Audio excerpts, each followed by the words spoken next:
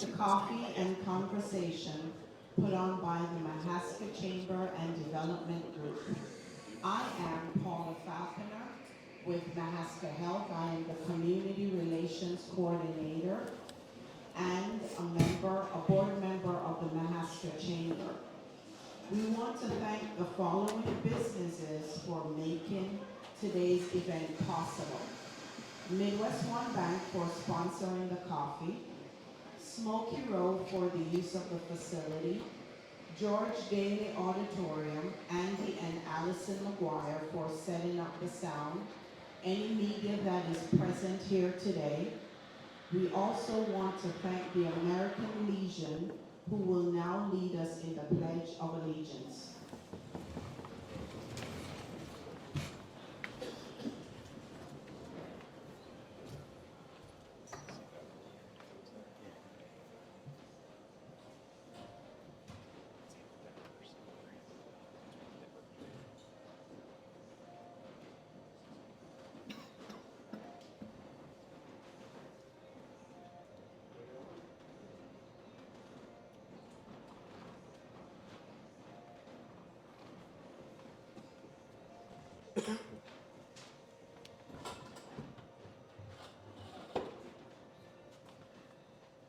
I pledge allegiance to the flag of the United States of America and to the republic for which it stands, one nation, under God, indivisible, with liberty and justice for all.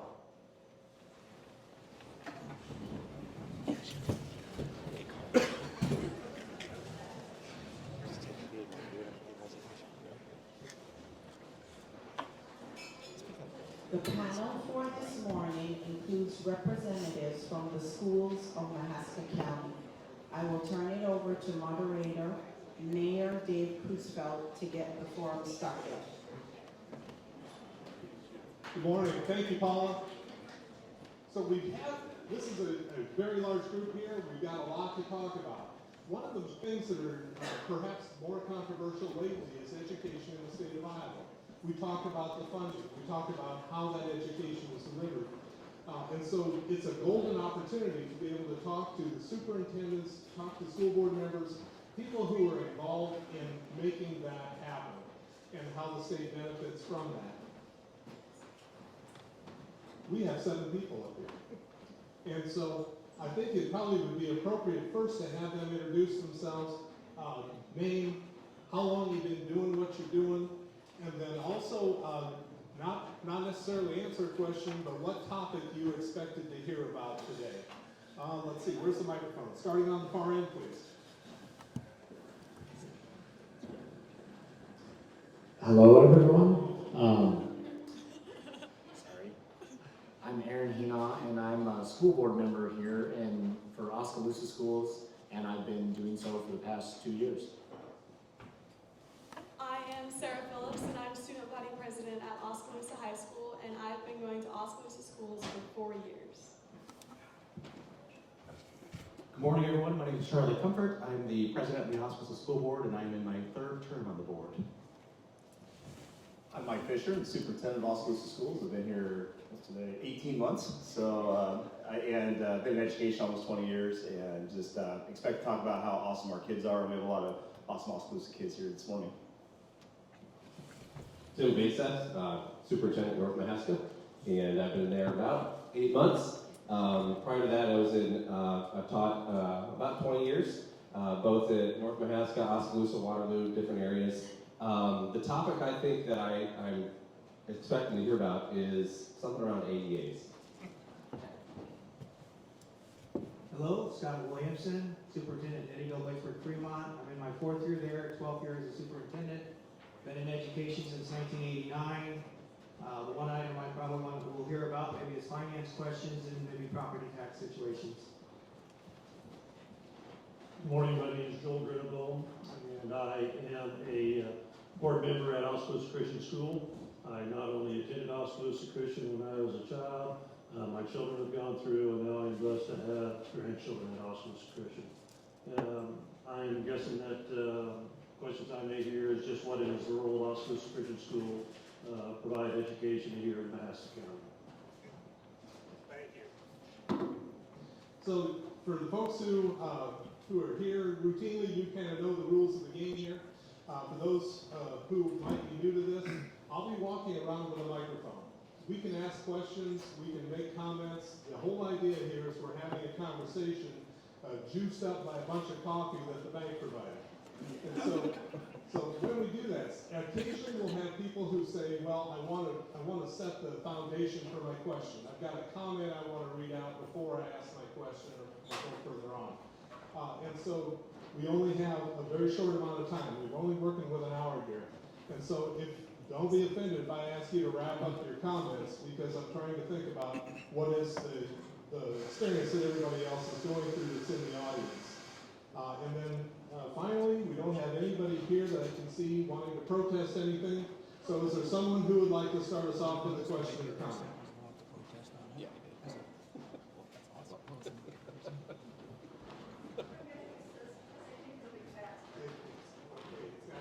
Yes, okay. I'm here because I think guns must be kept out of our schools.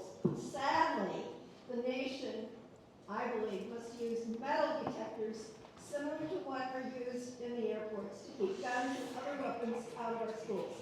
The metal detectors need to be located just outside the front door, and all people entering school must use it.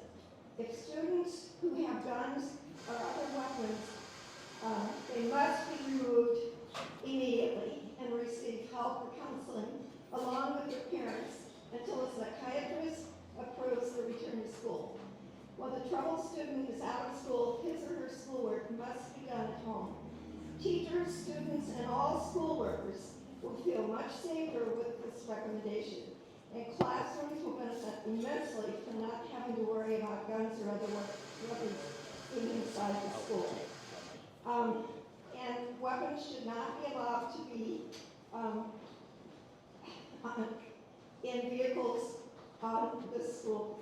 I'm saying, please, please, please consider this, and please investigate the cost of this. I tried to check with the Des Moines Airport, and they will not give me any information. And I guess the only thing I would say is, I know here in Oskaloosa, in 1985, a student did get into the junior high, shots were fired, the principal was able to get the gun away from the student without anybody being hurt.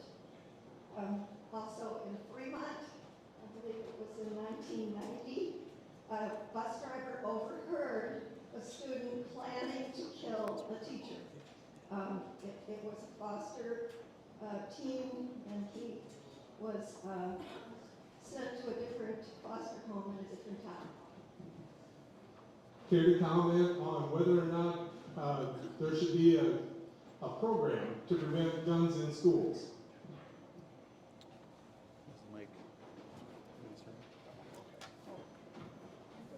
Hi Lois, how are you? I'll see you. I'm stopping by in a couple days to see you too. But I think the answer is, it's a scary time we live in. We acknowledge that. And I know we are doing just tremendous things in terms of school safety, things that I just couldn't believe when I went to school here that we didn't practice for. And it's amazing what we have to practice for now, which is unfortunate and just an awful place to be. But you know, we compare it to, you used to have to do duck and cover drills with the Cold War. You know, now we do these run drills and high drills and different things. I don't necessarily have a great answer on metal detectors, but we're always looking for best practice. We've invested hundreds of thousands of dollars in safety. We're looking at beefing up the secure entrance at our middle school right now, because that's been an issue and we're doing a study of that. We've put panic button radios in all of our schools that go straight to the law center. We actually recently had Sigerty schools come and observe, and Eddyville did as well, some of the things we're doing in Oski schools. We're so thankful for emergency management, the sheriff's department, and the PD here in town. I think we've got some good protocols in place, but yeah, it's an awful situation at the end, but we appreciate your concern, and we're always looking at the next best thing. I'll just reiterate, Eddyville-Blakesburg-Fremont was one of the schools that came up and observed their drill procedures.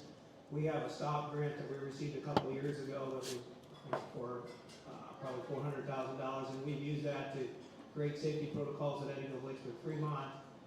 It's a learning process.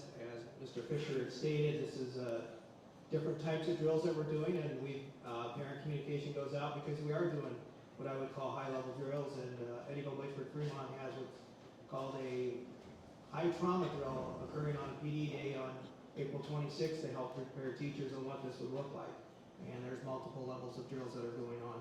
And we work very closely with Mahaska and Oskaloosa County. They have now become a part of the drill process. And I'm sure that's true over here. I just want to say our partnership with emergency management has been monumental in moving us forward with this. And as a rural district, you know, we don't have the presence of town police right there. And so Mahaska County has been phenomenal to work with in helping set up North Mahaska so that we can have some of the safety measures that we do. They've helped us with some of our different grant writing that has allowed us to put some different things in place so that we make sure that our school is safe. And so I just want to say thank you to Emergency Management in Mahaska County because they've done a tremendous amount of work and a great job of helping support North Mahaska in that work. And I just concur with that, with emergency management. They've helped Oskaloosa Christian through threat assessments, helping us for safe spaces, even whether it's through shootings or whether it's just even through weather storms and things like that to help us know how to keep kids safe, when and where, and then where to try to go extract them if they have to go in. So we're very, very appreciative of all the support efforts that we have here in Mahaska County. Next questions.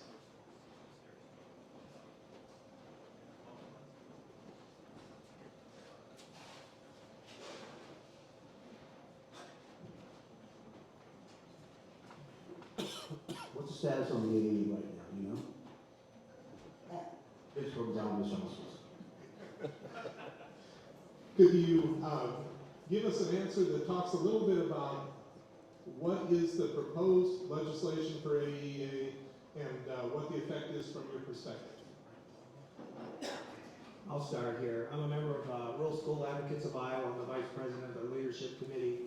So I'm not on the inside knowing anything because right now nothing is known. We know that the original bill did not get out of subcommittee.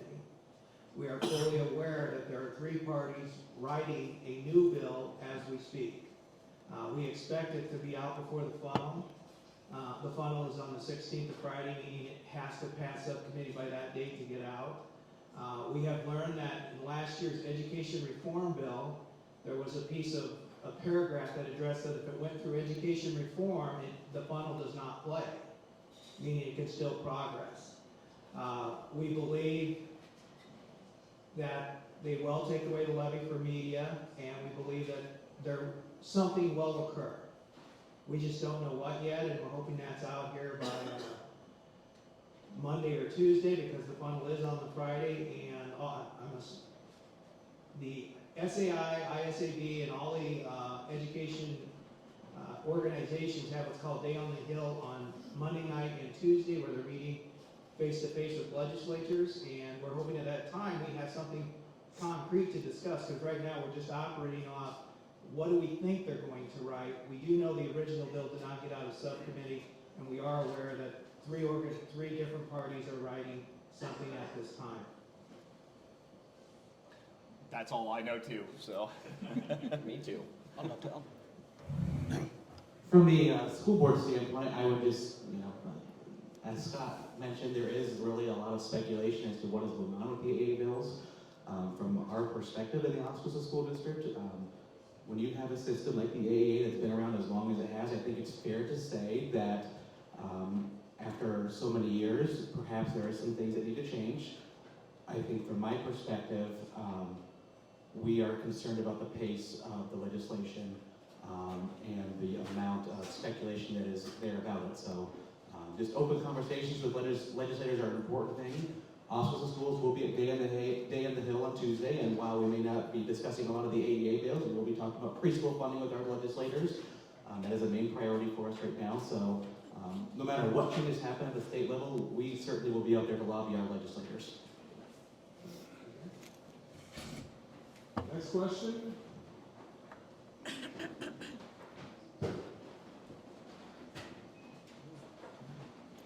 Eric Palmer from Oskaloosa. Superintendent, you mentioned that you believe the media levy will go away. And for a lot of us, we probably don't know what the media levy is and what it provided you folks and what the impact will be if it goes away. Could you answer that? So the media levy is through the AEA. We get services in print. It also supports many of the online software we use in our libraries for research and different things like that. It can also be anything from Rescue Annie dolls that we use for CPR to all kinds of different tech that we use for the media services as well. And what we do is we get what's called flow-through money, which comes from local property tax. We don't have any control of that. It just goes straight to us and then goes straight to over to our AA partners with that. So there's been some discussion, possible bill of giving, one, doing away with that levy, or number two, giving control of that money back to the school districts. And I know, and we don't really have an opinion on that, but it would be interesting if we had more control over that, especially as we think about our vision culture and being really efficient. And so as one of our values, how can we get more maximization for our dollars? You know, sometimes we look at, you know, the print services. We love to keep a lot of our print services more local with our local businesses, and oftentimes we have to use, you know, example, the print house for the AA in Burlington. So there are a lot of discussions that we'll have about that, but we don't know a lot right now, but I know that's been a big discussion of maybe changing that up. I know for North Mahaska, if we were to outsource all of our stuff, it's 90% increase in cost for us versus what we can do taking it to the AEA. So it's a significant amount of money that we would have to spend if that does go away. So that we look at it as an opportunity for us to save money and be able to use that service to help support the different things that we're doing as far as media.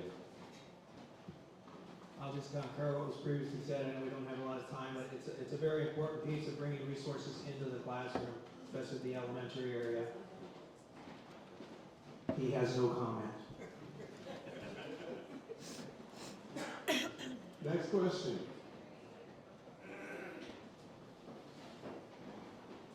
Hello, Kurt Theo, Oskaloosa resident. Could you just give me some remedial education on what is the AEA and how the schools are utilizing those services?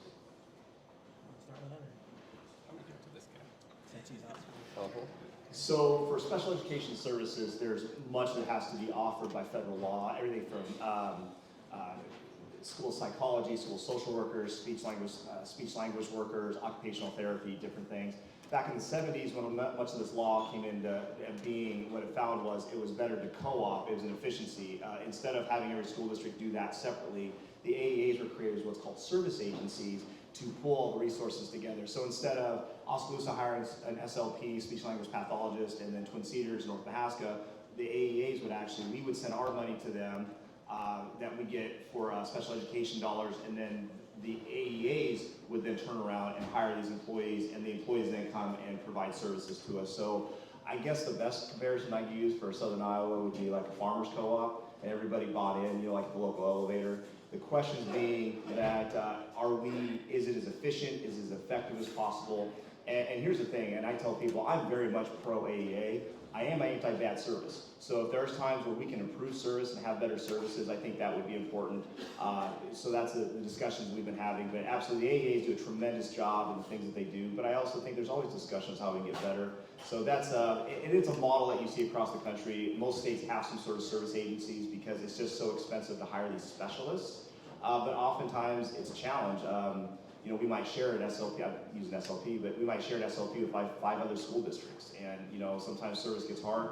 But on the other hand, if 5 school districts had to hire their own speech language pathologist, there's just not enough of those to go around. So it is a real problem that's pretty complex.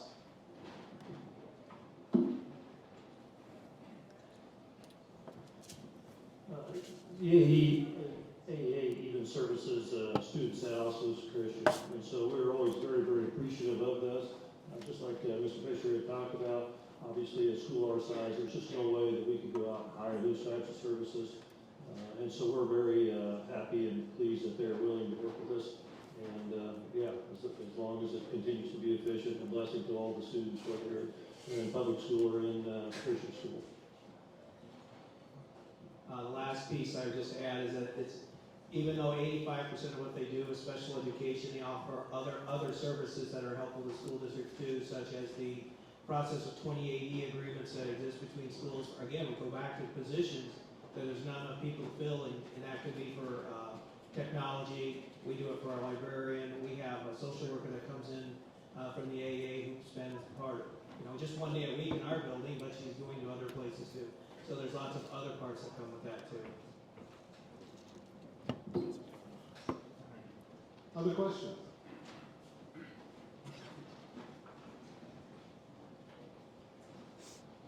Joe Warwick of Mahaska County.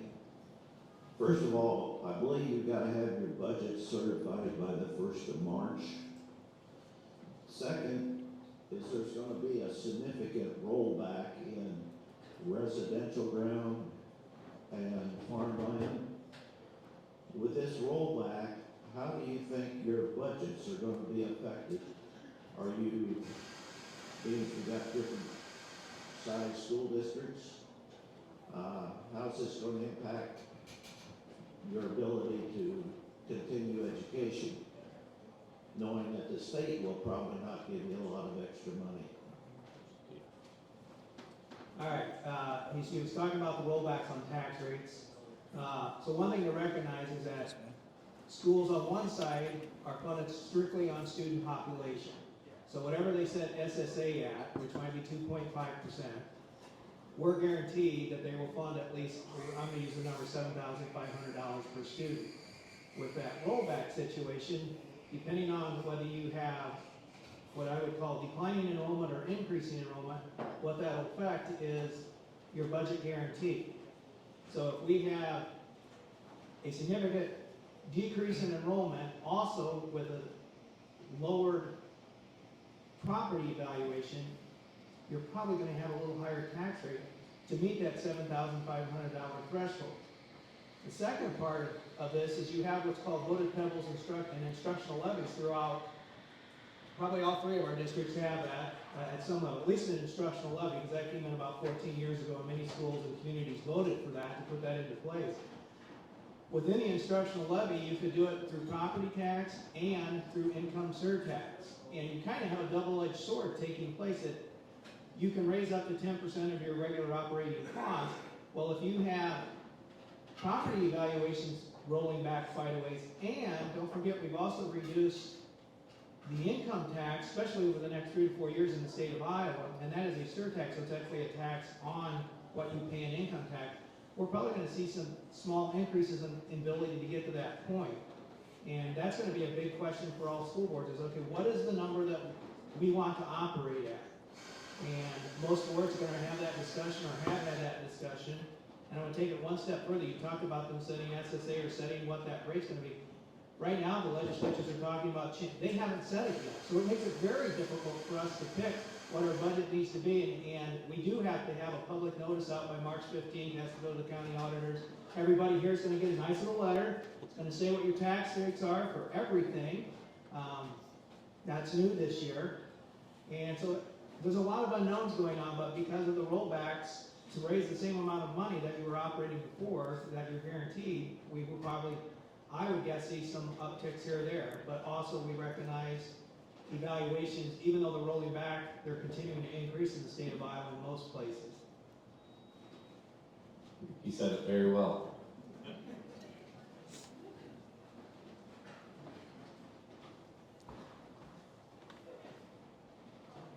Good morning, my name is Stacy Luckett, and I'm from Oskaloosa. I live the ADA thing every day because I do work for our local ADA. So what I don't understand is that we talk about taking the school board job away and putting it under the DE. Can you guys kind of educate me on that aspect? So it's all the different proposals that are out there, and one of the proposals in the original bill was to basically eliminate the AEA chief's position. So for people that don't know, every area education agency has what's called a chief. It's the equivalent of their superintendent, who reports to, I think it's a 9-person board. So all the AEAs, all 9 AEAs have a 9-person elected board. And so one of the proposals originally in the bill was to eliminate the chief positions July 1, and then also have the boards lose their elected authority, they basically become an advisory group. And then the chiefs would be replaced with like an executive director that report to the director of the Department of Education.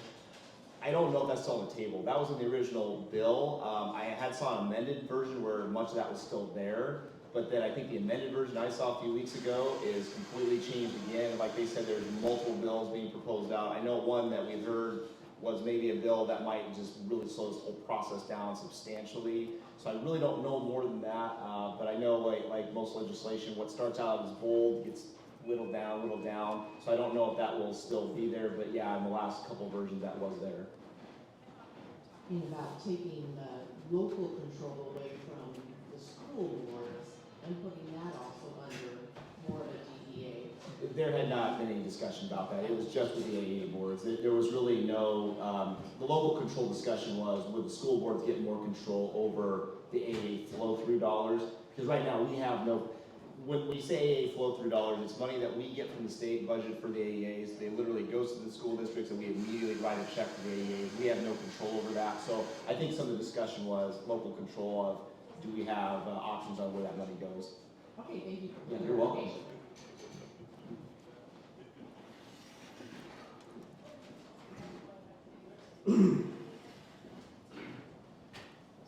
Bob Morris from Oskaloosa.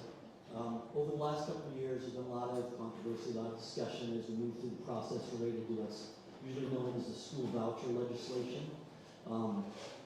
It's in place now. It's something that you're living with. Really have two questions. One is, how much impact in enrollment shift have we seen locally? I know from articles in the Register that the impact statewide in numbers has been relatively low. But also curious to know if some of you have seen what you're seeing as the effect in your local school district budgeting. Has there been an impact, or is it really kind of a non-impact situation out here? Well, I'll go first. At North Mahaska, it's been pretty minimal. We have one kindergartner and one preschooler. So for us, it's been very, very, very small. Part of, obviously for us, is how do we continue to draw kids? And when we talk about the ESA or whatever it is, how do we bring our kids in? Scott had said earlier that our funding is on the number of kids that we have. So, for us, it's drawing those kids in and keeping our kids and providing, I think Mike talked a little bit about culture and climate and being able to bring and create those culture climates that allow our students to stay with us. So to go back to your question, Bob, for us, it hasn't had a huge impact. I don't know what about some of these guys. So I think part of that impact's based on regional. How far does that person have to drive to attend? We've got Oskaloosa Christian School sitting here right beside me. We have 12 students that are attending Oskaloosa Christian School. They were attenders. They attended Oskaloosa Christian School prior to last year. I believe that to really, your question is to measure the effect. I think once it becomes fully instated that any student would receive that ESA to follow them, that will be a better time to get a measurement of. And it comes back to what Tim just stated. It's the competitiveness of the market. We have to put out a product that has a great foundation in education. And I know it has affected some of my decisions on other issues outside of, I'll just say, around discipline. We want to make sure that our schools are attractive. So Oski made a great video. I'm going to change that to PDF later.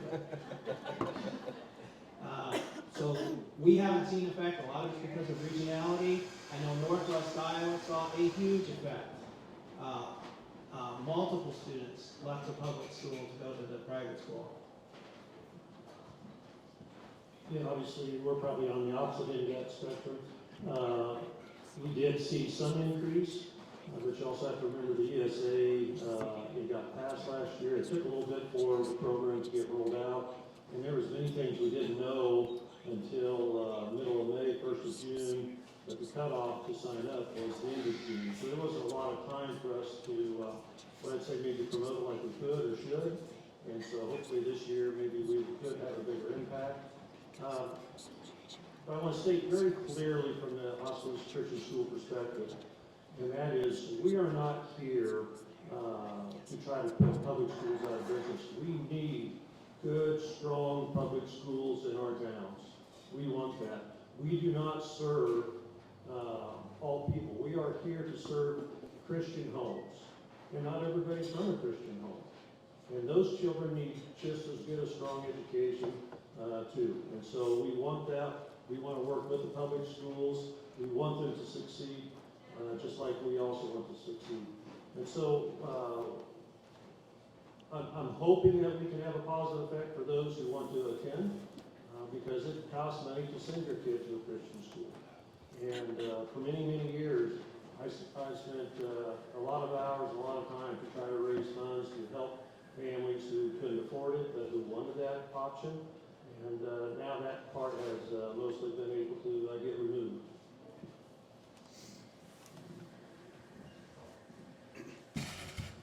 So Bob, from an Oskaloosa standpoint, the bill did not negatively impact Oskaloosa schools at all.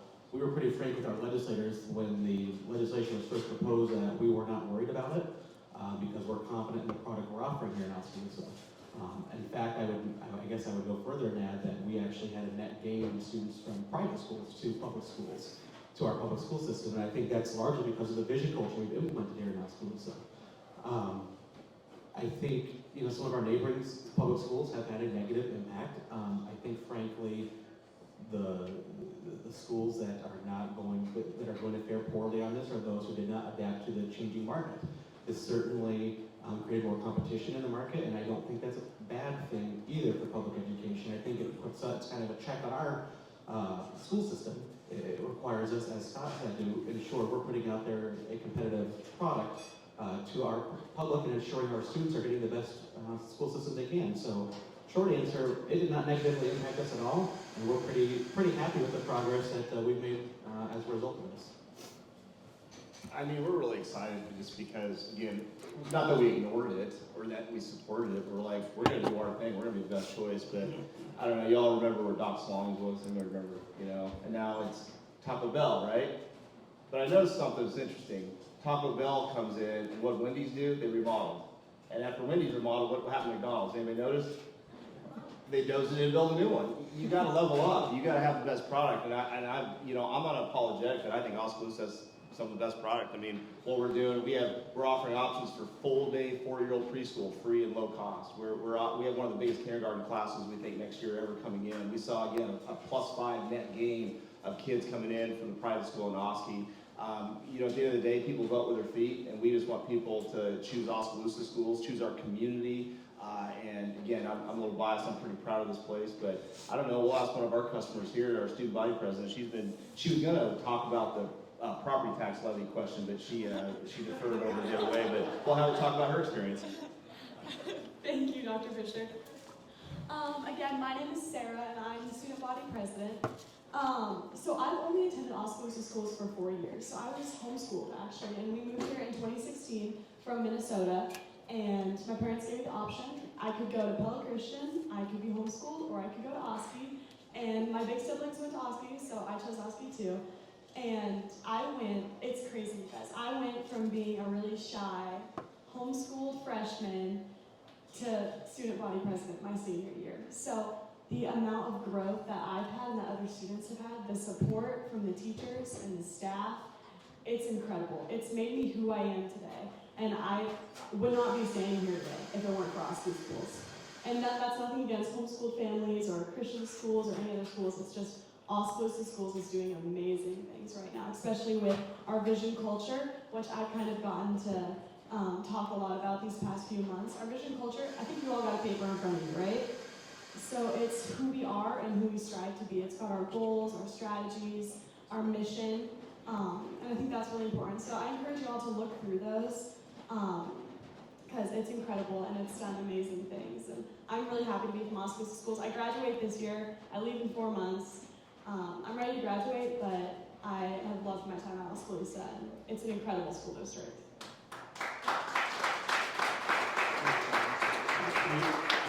We haven't decided if we're gonna let her graduate yet. That's still up in discussion, but I'll let her know in a few days.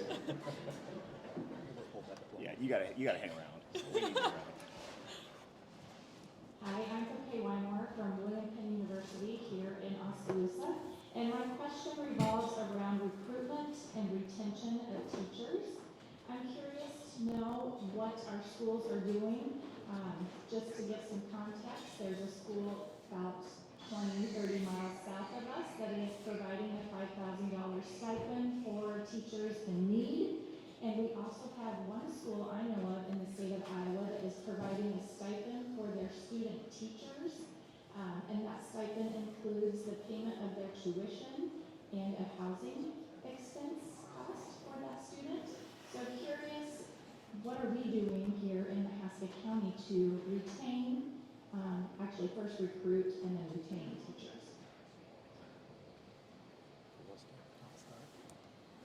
All right, Scott Williams, nice to see you, Ms. Weinmore.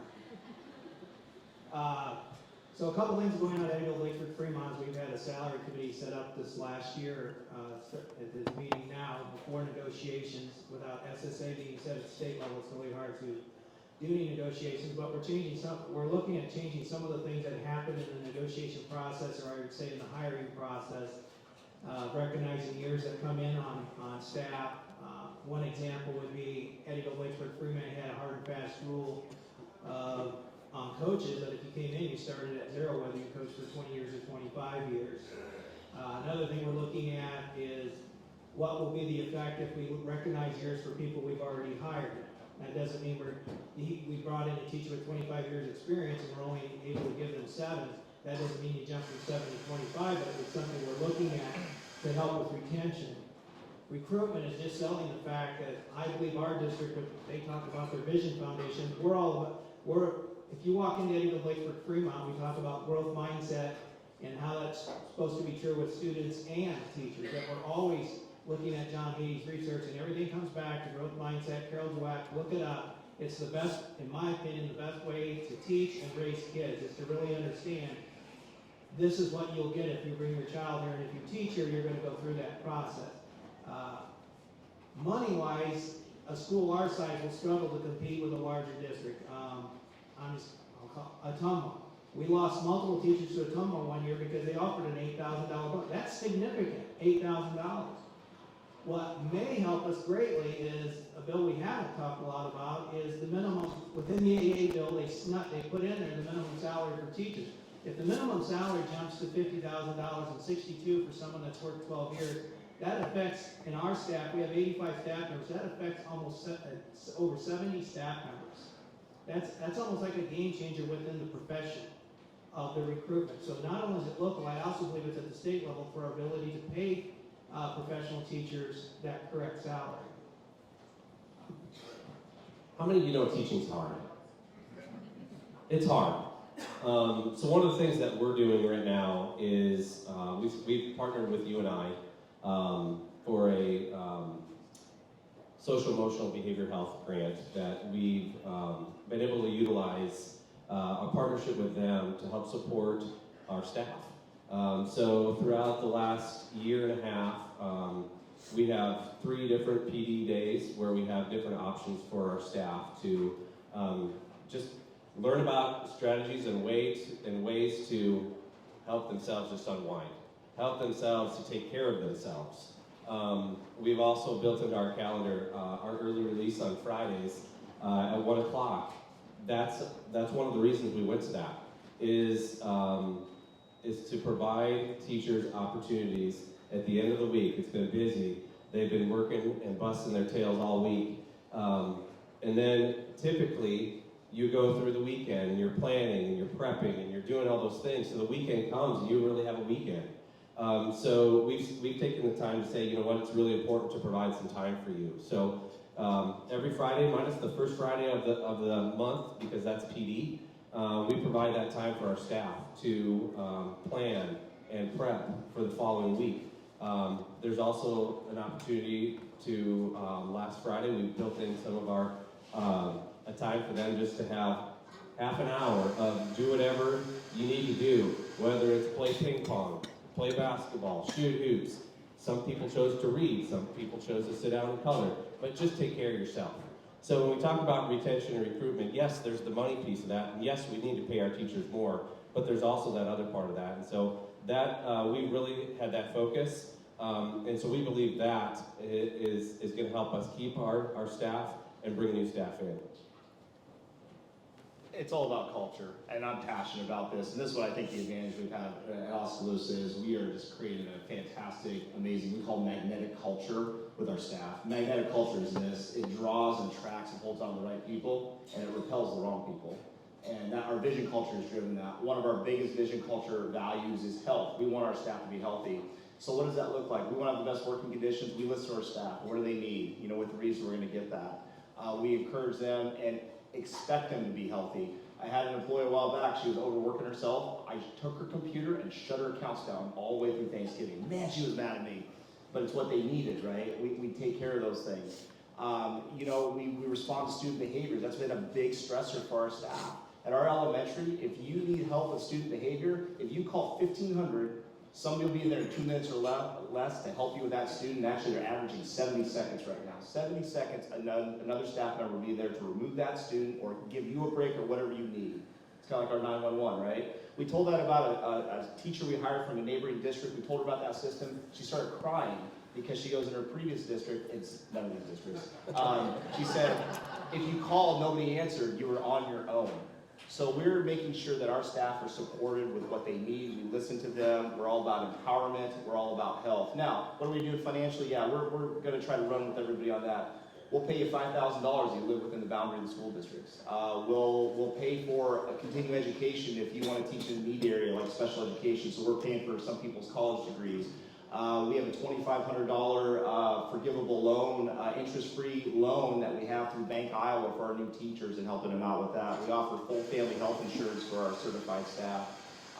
We have zero copay for mental health counseling for our staff because we're encouraging to do that. There's things that we're trying to go above and beyond for our staff. And what does that look like? It looks like we had a benefit from one of our staff members. They raised $28,000 in 4 hours for somebody that's struggling with some health stuff right now. And what does it look like for us? We have very few vacancies, and I have more candidates than I have vacancies right now. We are completely full, especially, they're going to want to throw stuff at me.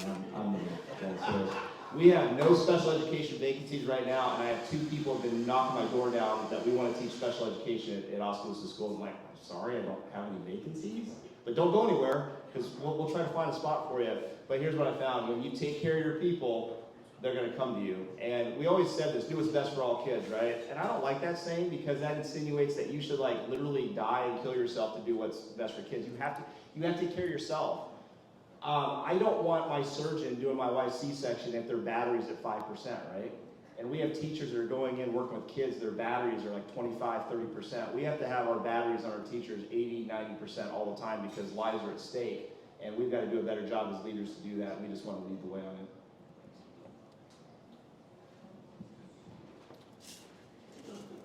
At Christian School, it's just a lot of very similar things. What Dr. Fisher talked about is just creating a culture where they want to be there.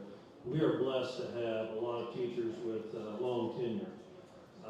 The struggle we have, though, is trying to keep up with the public school pay scale. Because to be honest, 85% of our budget makes up teacher salaries and benefits. And there's only one place that you can keep tuition in check, and that is unfortunately on the backs of the teachers. You can shut the lights off more, you can try to get into a co-op to get your paper cheaper, you can do all those things, but when all that stuff only represents 15% of the budget, you can't save your way out of that position. And so we struggle, but we try very, very hard to try to keep up with the salaries at the public schools. Part of it's just our biblical mandate, okay? We are commanded to give an honest day's wage for an honest day's work. And so we strive very, very hard to do that. But as Dr. Fisher talked about, and I'm sure the other schools do too, you just try to create a culture where they want to be at. And I think we've been fairly successful with that. You can see that through just the long tenures of the teachers. But yet when it comes time to find a new teacher, Teachers are in short supply, and so you have to continue to try to recruit, let them know the support that we have there for them, and sometimes just being in a smaller environment is suitable for certain people. They don't want to be a part of a large organization, they like the smaller organization. So you just have to find the right people for the right time and the right place.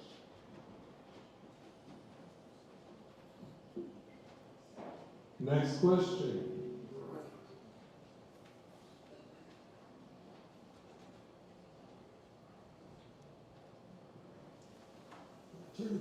Terry Moore, I want to know, what are you doing to teach kids critical thinking? Critical thinking. Critical thinking, that comes back to something I talked about just a little bit. It's a growth mindset through Carol Dweck. One of the big parts of John Hady's research and Carol Dweck's vision of learning is academic talk in the classroom. I don't believe I'm talking, all districts are doing this, is that we want to see a lot more conversation in the classroom. It's not sit and get. If you went back to my college chemistry class, I never spoke to the professor. All I did was take notes and then take tests. That should not be the environment any student is seeing. The question of why begins in preschool. It should begin before that. And what I like is I drove the bus recently and I had a student sitting beside me. We're talking about something that went on in the classroom, and she followed it up, I just don't know yet. And that's the answer we want from students is, I will learn it, I just don't know it yet. So you talk about John Hattie. I'm going to talk about another educational philosopher, Wanda Sykes. You ever heard of Wanda Sykes? She's a comedian. She's got a good one. She says, I think we're turning kids into etch-a-sketches. We put the information in their brain, they take a test, and it's gone. And I'm really concerned about that because I think that's what we've done is with the standardized testing, right? And what we know is we've got to get kids engaged. And what does engaged mean? It means, are they willing to put in their extra effort? We see that in band and orchestra and athletics and speech and whatnot. But my question is, what are we doing that in our classrooms? And what it is, it needs to be transferable learning. I go in, I learn Algebra 2, when am I going to apply it? And what we've got to do a better job of critical thinking is getting kids out solving real problems, getting into internships, apprenticeships. We don't do this with kindergartners. We don't explain why you need to learn to read. We just expect them to do it. Well, maybe we want to explain about you want to be able to order something off a menu yourself, or be able to, see this thing on YouTube and understand what they're doing. We've got to do a better job of why with our thinking. And we're doing some pilots with this. First of all, we're doing what's called it's called the Billy Madison. I don't know if anybody's heard of Billy Madison. We are literally going to have our leadership team follow and shadow a high school student all day to see what the experience is like, and then figure out what do we need to do. Because I have the feeling sometimes we ask high school kids to do things as adults that we wouldn't expect to do as adults, right? I heard this the other day. How many of you would want to have 8 bosses a day every 45 minutes and have every one of those bosses every 45 minutes give you critical feedback what you're doing wrong? That's what we do to high school students every day, right? Okay? And so maybe we need to rethink some of these things. But I want Sarah to talk about an authentic experience when she went to the state capitol and helped do some advocacy work on behalf of 4-year-old preschool. And I'm curious, Sarah, did you learn more there than you did in the classroom, or did you learn more in the classroom? So I did. I went and lobbied at the Capitol a few weeks back at Oskaloosa Down the Hill, and we talked about funding for full-day preschool. And let me tell you guys, it is those real-life experiences that is going to help our future. Because yes, I learn a lot in school, right? But I'm a senior, so I'm also not taking a lot of, classes that are super important. So kind of getting out of there and going up to the Capitol today, because that's what I want to do. That's what I want to end up in someday. So having that real-life experience is incredible. And not just for me, but there's also other programs for students, like the welding program, and other stuff through Hills that is really getting students out there and getting them that real-world experience, because that's what's going to impact the future, is the hands-on and the critical thinking. Why are we doing this? What's going to change? What's going to happen? That's what's important. And I am actually hosting someone for the Billy Madison Day on Monday, so I'm excited. I'm going to have Ms. Hutchinson from the elementary school come follow me around for the day, so I'm super excited. And I think that program is also going to be super important, because if we do want to be leaders, we have to put ourselves in the shoes of the people who we are leading, and I think that's super important. So yeah. I'll just hit on some of the things that they've already talked about, but we're looking for opportunities. How do we engage our kids? And that just doesn't mean through, yes, it's conversations, but it's also through activities. It's through the interactions that they have with the different adults that they run in throughout their day. And being able to, as we think about the critical thinking piece of this, it goes back to why. So why do things happen? Kids by nature are very curious. And so we can't take away the curiosity that kids have. But it's providing those opportunities for them to stay curious and be able to ask questions and to be able to talk to each other. So we have the opportunity, and it's, to me, it starts with as a leader. What am I expecting? How do I set up those opportunities in the classroom for kids?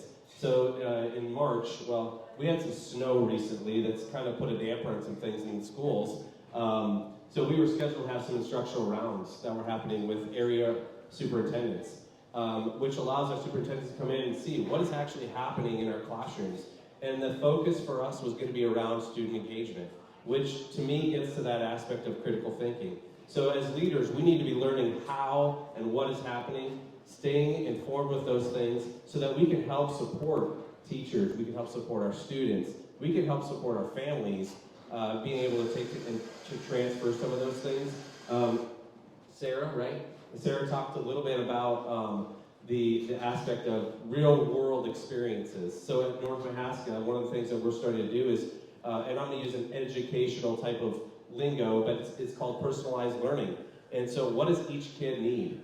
And being able to help support each student, that's what it goes back to that critical thinking. So each kid has an opportunity based upon what their learning needs are. We're going to try and to support them and set up the necessary tools to be able to do that. And part of that is being a critical thinker and how to solve real world problems. And so it's not just sitting in the classroom, but it's providing those outside opportunities as well. That's probably, yeah, you have to remember, Oskaloosa Christian, we teach things through a biblical world and life view. So 7-8 years ago, we implemented a plan that was just from a larger consortium called Teaching for Transformation. And so we do a lot of teaching to the head and heart, but Teaching for Transformation is a strategy to take that from the head and heart learning to through lines, to take that out so that we know how do we do that, okay? To help that process of critical thinking. So we know this, but how do we live this out? And so that's been part of the things that we've been trying to do at Oskaloosa Christian for 7-8 years. We continually improve on that and learn on that. Because that education is one of those things where it teaches us all to be continual learners for the rest of our life. And we want that for all of our children as they go through, not just as they leave 8th grade or they move on to high school, whether it's a Christian high school or the public high school. We want them to be continual learners and critical thinkers for the rest of their life. I just wanted to speak real quick to see us on. I'm taking notes from some of these things these people have said up here. I'm not texting anybody, I'm actually taking notes. Me too. Next question.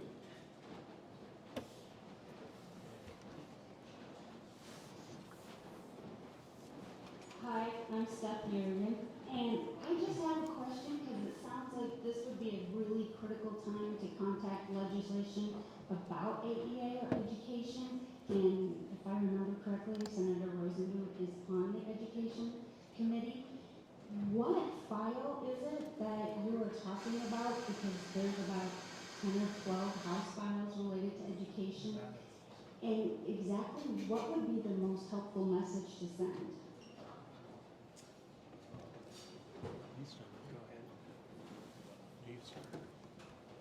We're looking at the House file right now. And actually, there's two sides. There's a House file, there's also a Senate file. And I think the key message would be, yes, and Senator Rosenblum, great guy, and he is the chair of the Senate Education Committee. It would just be, I think the key message is, hey, take your time. We need to slow down. This is really, really, really fast. And again, the truth's always in the middle. It's like we want them to take these huge, bold moves, and we're kind of shooting blind, so to speak. So I think that'd be the big key message. Ms. Hayes, our state representative here, would be another person to talk to. I also believe Lynn Evans is the floor manager of the bill. He's a former school superintendent in Northwest Iowa, and he's running it from the Senate side. And then I believe Shipley running it on the House side, I believe. So those are some of the key names you want to talk to. But definitely Senator Rosenblum, let's start there. I was just looking up the House files, Senate files, and right now there isn't anything in there. I can't see anything. So that would be something to keep your eye on. And there's all kinds of opportunities to I don't remember the exact website, but you can search some of that stuff and it's there. I'm going to reiterate what Mr. Fisher said to slow down. I think the superintendent from Grand Bureau put it very succinctly 2 weeks ago in a tumble when we had a large group like this, and specifically on this topic. It took him 1 year to determine the reading program he was going to introduce in his elementary program. That was probably a $150,000 expenditure. We're talking something that's significantly larger that we're trying to revamp in 3 weeks or less. $500 million. $500 million program that we want to all of a sudden change in 3 weeks without having a true analysis of what are the unknown consequences. And we all know that those are the consequences that surprise you and bite you in the back. Steph, I'll kind of change to gears here just a little bit about legislative lobbying. Yes, certainly reach out to your legislators about AEA legislation, but there's actually some legislation that Oskaloosa schools in particular are keeping a close eye on. One of them is Senate File, I believe it's 2076. Senator Lynn Evans is the sponsor of that. This would actually increase preschool funding. So 4-year-old preschool funding is funded at a public education student, K through 12, is worth approximately $7,500, give or take. The 4-year-old preschool program funds preschoolers at about at 50% of that rate. Senator Evans has a bill that would increase that for students who are on free and reduced rate to the full level. In addition, Representative Henry Stone has dropped a bill just this past week that will be going into committee this next week before the funnel that would make that would increase that level for all 4-year-old preschool. Why is this important to us? Because in Oskaloosa schools we're piloting a 4-year-old preschool program. We had a consistent amount of feedback from our constituents and our stakeholders that 4-year-old preschool full day would be something that's really important to our district, so we've tried it, and it's going really well. But we can't expand that without additional funding. So some other lobbying opportunities are out there for public schools. We are reaching the end of our hour. So I'll ask the panelists, there's quite a few of you, do you have any parting comments? Something you wish you had said earlier that you want us to remember?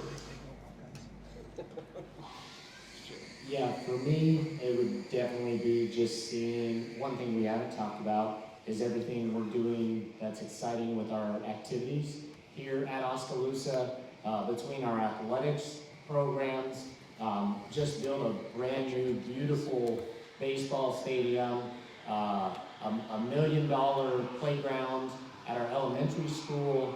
I was actually out there yesterday. So, just really exciting to see all of those things, and especially with our arts programs. If you've never sat through one of Mr. Weinrich's class, please do contact anybody with an Oskaloosa logo.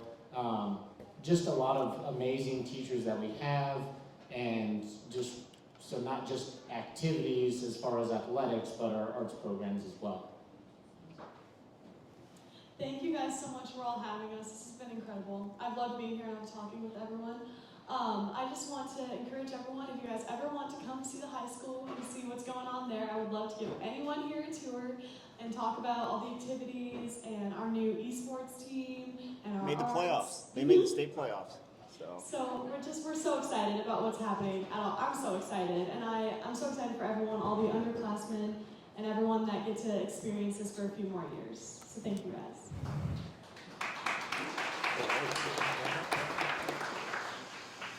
Thank you everybody for coming. I'm a 2011 graduate of Oskaloosa High School, and I am very proud of that. I'm very proud of what our school is doing right now for the very reasons that Aaron and Sarah have talked about, and Dr. Fisher. If you have not been through Oskaloosa schools anytime recently, we have just launched a new tour program. Come take a tour. There's a lot of talk about what public education is doing, but frankly, unless you have been through our schools, things have changed. I would really encourage you to come take a tour of our elementary school, middle school, and high school, and just see what we are doing innovatively in Oskaloosa to kind of buck that trend that's happening statewide. Justin DeVore, our marketing, communications, and engagement director, can get you set up with a tour, or Dr. Fisher. Yeah, and if you saw those adorable kids like Grant over there with maroon blazers, that's who gives the tours. So again, we just like showing off our kids. So yeah, stop on in anytime. We're happy to give you a tour. I just want to say thank you for the opportunity. Thanks for coming out. I've taken back a couple things. One thing is I need to bring kids and I need to bring a video. So that's the big thing. So thank you. You know, I think the other thing is continue to advocate for education. It's the best thing that we can do for our kids. They're the future. And it takes all of us, not just us sitting here, but it takes all of us to advocate for our kids. So I'd encourage you to continue to do that. I would reiterate what Tim just stated there. The advocate is everybody. I've been involved in legislative things since I was a principal in 2004. What we saw happen in the last 2 weeks with the AEA bill wasn't because 20 superintendents and 30 principals got involved. It was because communities became involved, not just AEA employees, but communities realized, hey, this affects my students directly, and education is the foundation for everything. And a lot of those that are really involved in schools, you know, extracurricular activities are coming up, state tournament series are starting for large group speech, just got done. You're wrestling, your basketball, band is going to be coming around the corner here for their competition. Support those people and those things, and I appreciate being here today. I too would just want to say thank you for allowing Oskaloosa Christian to be a part of this conversation. One of the things that Oskaloosa Christians have been accused of is being the best kept secret here in Mahaska County. And we're hoping that maybe over the next year or two that we can start to change that perception of us. We believe we are part of the fabric of education here in Mahaska County. And we just hope that as whether you're grandparents or parents, that you just give us a look to see what it is we do, what we teach, how we teach. That would be much appreciated. I don't have video, sorry, but we did hand out some quarterly of our flyers. We hope you get a chance to look at it. I got a few more here. If you didn't get a chance to look at one that just talks a little bit more about us, and we would sure invite you to stop in, give us a call, and look at what we have to offer. Thank you. Good morning, I'm Pam Neuendorf. I work at TDT CPAs and Advisors, and I also get the honor of serving on the Mahaska Chamber Board. I'd like to thank our panelists today, thank Oski News, thank George Daly for doing sound, and Smokey Rowe for being here, and all of you for being here with your questions. Have a great day, and God bless.